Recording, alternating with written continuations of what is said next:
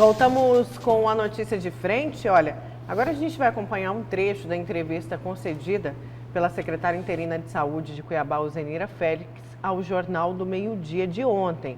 A secretária falou aí sobre a não divulgação da lista dos vacinados da Covid aqui em Cuiabá e também sobre a permanência dela na pasta. Vamos acompanhar uns trechos. O presidente faz uma outra cobrança para se expor, né, para se divulgar uma lista, para ter a transparência na divulgação da vacinação. Por que a Prefeitura não expôs essa lista, secretária? No que vem do Ministério da Saúde, né, foi colocada a questão, tanto que nós lançamos no sistema do Ministério e nós não conseguimos nem fazer relatório de quem foi imunizado. Apenas quando nós formos lançar de novo, caso ele tenha, não vai conseguir. Por quê? Existe a lei de proteção de dados. Ontem mesmo nós estivemos reunidos, né, com a doutora Ildenete, se eu não me engano Monteiro o nome, Fortes. isso, junto com os vereadores. Há vereadores que querem a lista nominal, outros entendem que não, por quê?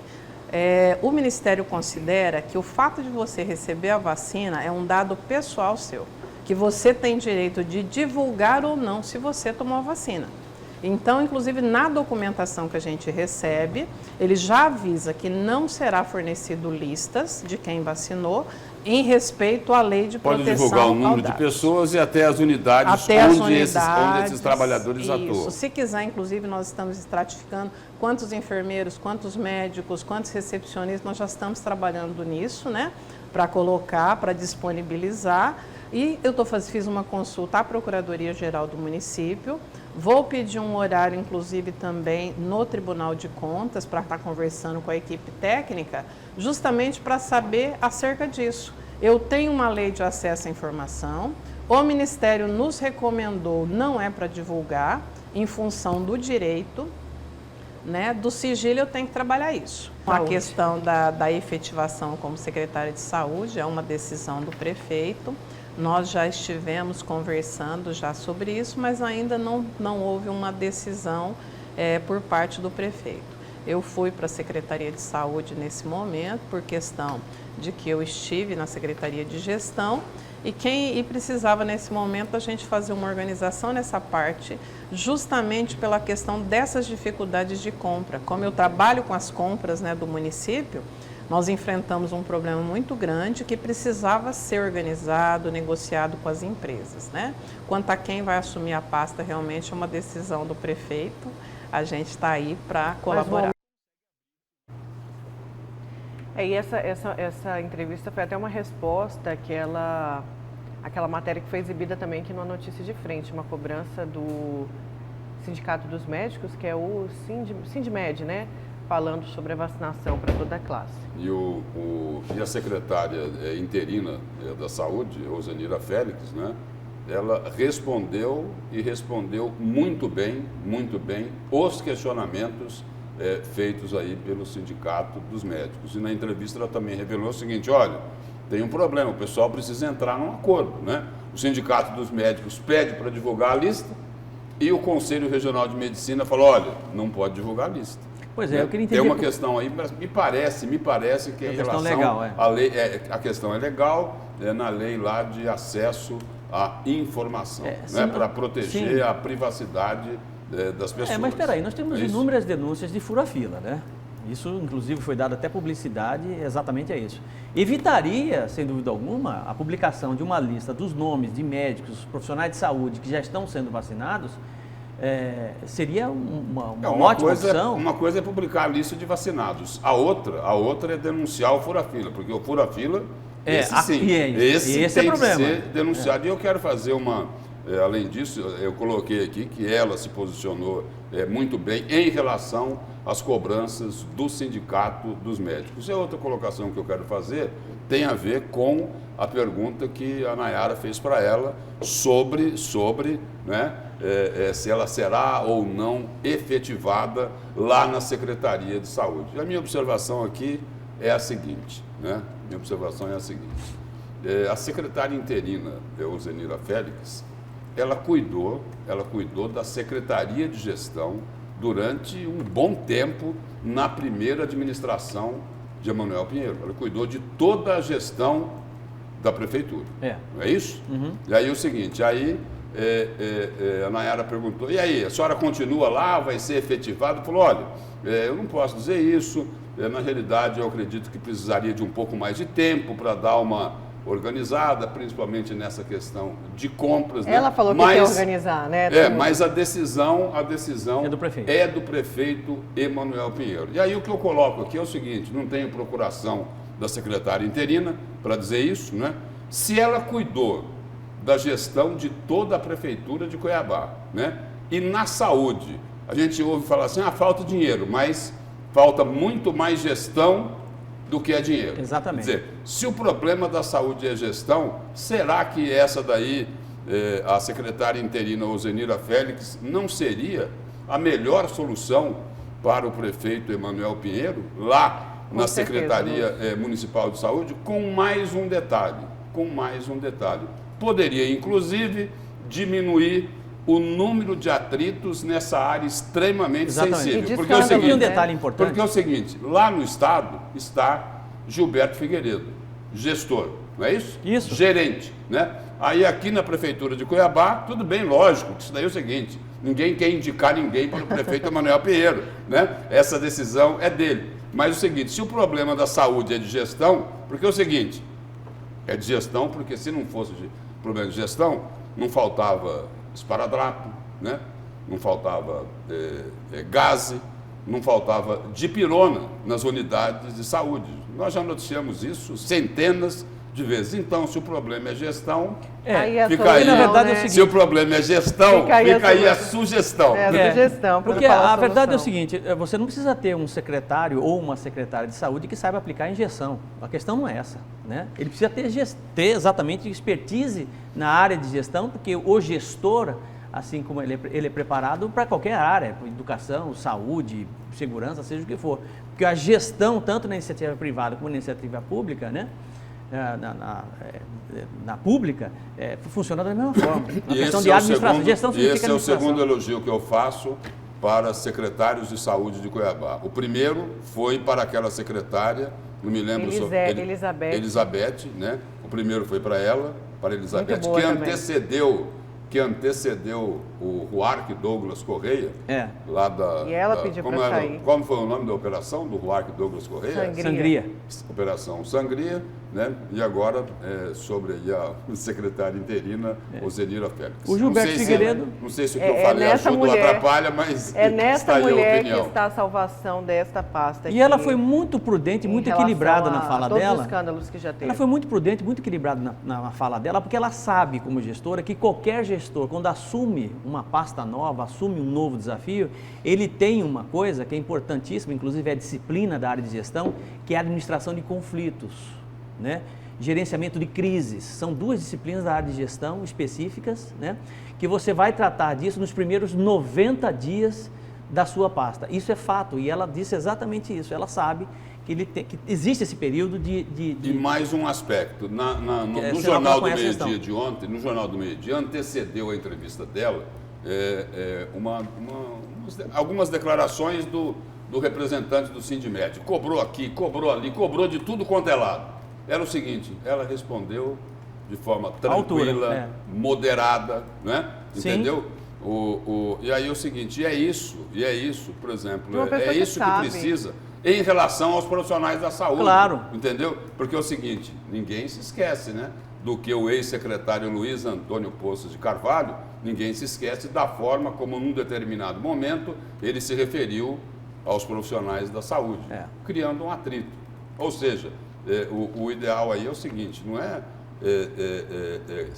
se comportar afastando as pessoas. Mas um gestor conciliador. Conciliador. Né? Exatamente. Olha, vamos aqui com os dados da Covid-19 em Mato Grosso. A Secretaria Estadual de Saúde notificou até a tarde de terça-feira 210.567 casos da Covid no estado. 196.826 pessoas já se recuperaram. Chegamos, infelizmente, à capa do jornal A Gazeta, a marca de 5.000 mortes. O estado registra 5.019 mortes por esta doença. E nas últimas 24 horas foram notificados 563 novos casos da doença e 26 mortes, infelizmente. E a gente vai para o destaque do Haroldo, que o assunto é vacina, não é, Haroldo? Exatamente. O governo assinou uma carta de intenção junto à AstraZeneca, no sentido de obter aí 30... Haroldo, você me desculpa, antes, deixa a gente só mostrar uma matériazinha sobre a matéria-prima da Coronavac, que deve chegar ao Brasil no dia 3 de fevereiro. Vamos conferir. O embaixador da China no Brasil, Yang Guomin, falou hoje com jornalistas por teleconferência.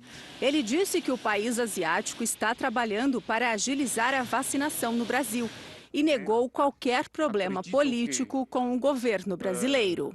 Todos sabemos muito bem que se trata de uma questão técnica e não política. Durante a entrevista coletiva, o governo de São Paulo anunciou que a matéria-prima para a produção da Coronavac pelo Instituto Butantan deve chegar da China no dia 3 de fevereiro. Vão vir mais de 5 mil litros de insumos, que vão virar 8.600.000 doses da vacina. Chegando essa partida de matéria-prima, iniciaremos a produção que vai originar em torno de 8.600.000 doses, que serão liberadas 20 dias depois, cumprindo assim, logo que se complemente assim o ciclo, né, de controle de qualidade também. Outros 5.600 litros de insumos já estão em processo de liberação na China. O diretor do Instituto Butantan informou também que até o fim de abril, o Brasil vai ter os 40 milhões de doses que, por contrato, ainda devem ser entregues ao governo federal. Já segundo o governo federal, os insumos para a produção da vacina de Oxford, em parceria com a Fiocruz, devem chegar ao Brasil em menos de 2 semanas. Uma nova compra de matéria-prima já está sendo negociada pelo governo. A Fiocruz diz ter capacidade de produzir mais de 200 milhões de doses até o fim do ano. Esse médico infectologista diz que as negociações para agilizar a importação dos insumos são muito importantes. Isso por causa do intervalo entre a primeira e a segunda dose. No máximo 28 dias no caso da Coronavac e 12 semanas com a vacina de Oxford. Que fique bem claro que a gente precisa ter as 2 doses, porque esses estudos eles foram aprovados na vigência de 2 doses. A análise estatística de eficácia, ela contemplou 2 doses. Certo, e esse é o seu destaque, né, Haroldo? Na verdade eu vou falar sobre uma carta de intenções, né, que foi assinada pelo governo federal na intenção de obter vacinas em parceria com algumas empresas no Brasil. 33 milhões de vacinas, algumas empresas procuraram o governo federal logo no início do mês de janeiro, a Vivo, a JBS, a Ambev e alguns outros grupos empresariais, no sentido de obter esta vacina.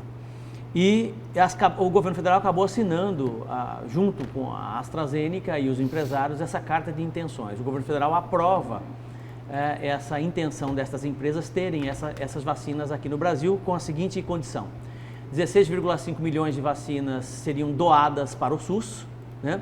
E as outras 16,5 vacinas seriam aplicadas nas empresas privadas, essa joint venture, esse conjunto de empresas, esse conglomerado de empresas que estão tentando prospectar e comprar estas vacinas. O problema é que a AstraZeneca não tem vacina suficiente para poder atender nem o que já foi acordado com algumas organizações e alguns governos no mundo todo, né?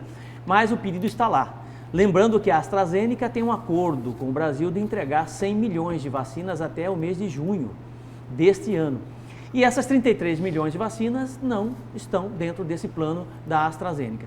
Independente da possibilidade ou não da AstraZeneca ou fabricação destas 33 milhões de vacinas, imediatamente a oposição já veio com todas as garras criticando o governo federal, dizendo o seguinte: isso é uma medida completamente desmedida, porque é um fura-fila gigantesco, né?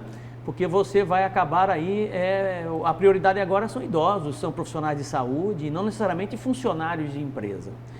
Olha, gente, a gente precisa de vacina, e a gente precisa salvar a economia, né?